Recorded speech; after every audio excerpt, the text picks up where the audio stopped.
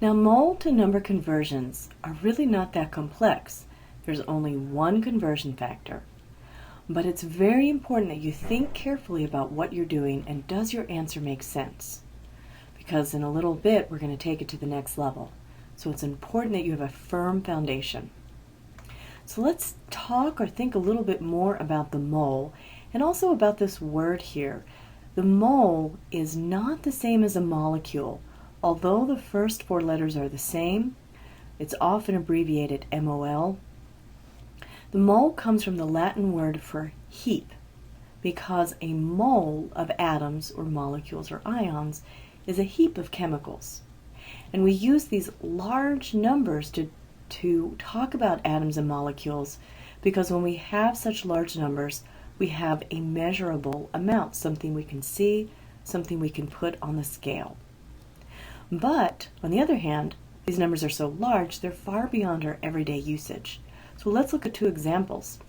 If we had 6.022 times 10 to the $23, a mole of dollars, every person on planet Earth would have an income of $3 million per second for 100 years. $3 million per second for 100 years.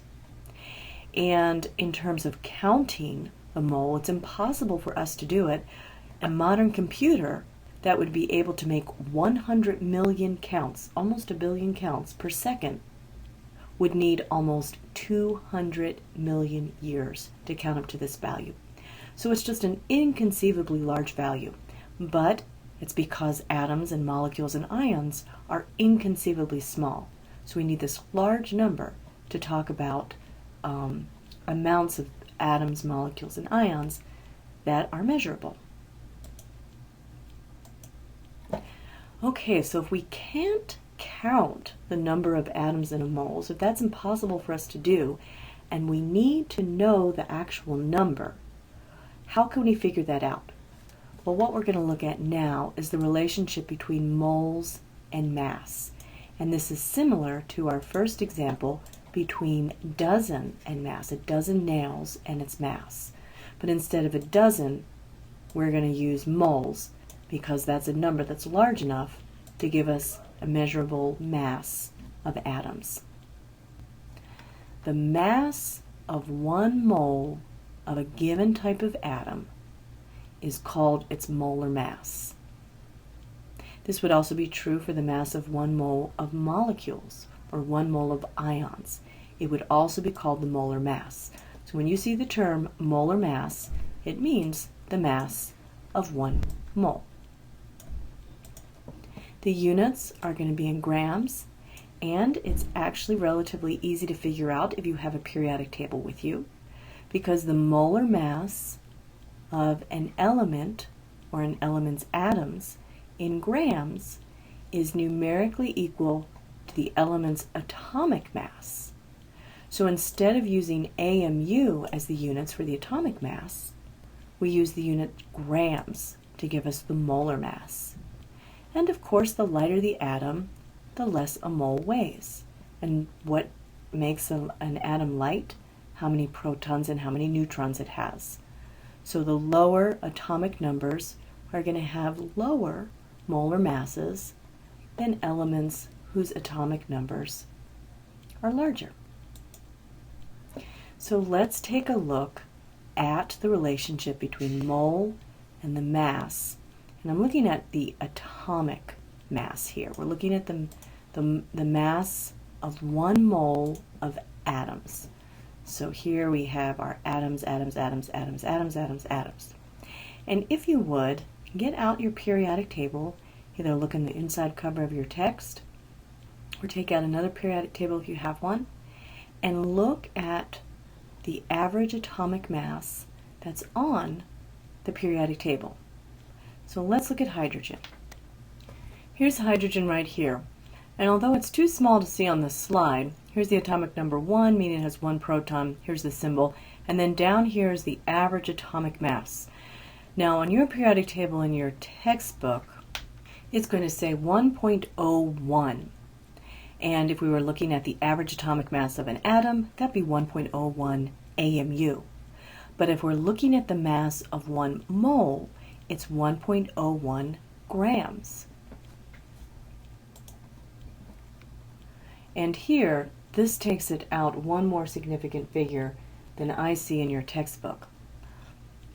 Here's hydrogen. There are 6.022 times 10 to the 23 atoms in 1 mole, just like there's 12 atoms in 1 dozen. And the weight of this many atoms is 1.008 grams, or whatever values in your textbook I'll accept. Carbon, let's look at carbon. Here's carbon right here. Here's the symbol, here's the atomic number, and here's the average atomic mass, the weighted average of the isotopes, 12.01.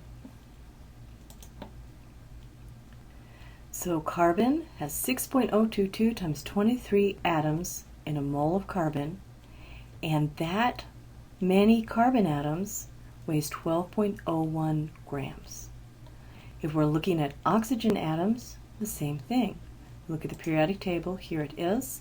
The mass of one atom would be 16 AMU, but the mass of 1 mole would be 16 grams.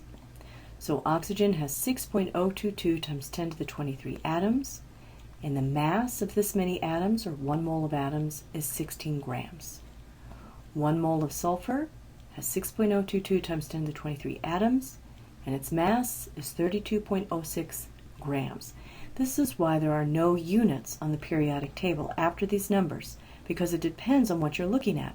If you're looking at the mass of 1 atom, it's AMU, and if you're looking at the mass of 1 mole, then the unit is gram. Calcium, a mole is 6.02 times 10 to the 23 atoms, and the mass of this many atoms is 40.08 grams. We can look at chlorine and copper, and here's a representation of about 1 mole of sulfur, 32.06 grams. And this is on a watch glass, which is about the size of a saucer, and we can see that it's a visible and measurable amount. Here is a mole of carbon in the form of graphite, and here's the same size saucer size little watch glass, and it has a measurable, visible amount on it. So a mole is an amount that we can see in the lab, that we can measure in the lab, that's easy to work with. We always know how many atoms are in a mole of an element. It's always the same number, and we always know the mass of it if we have a periodic table nearby.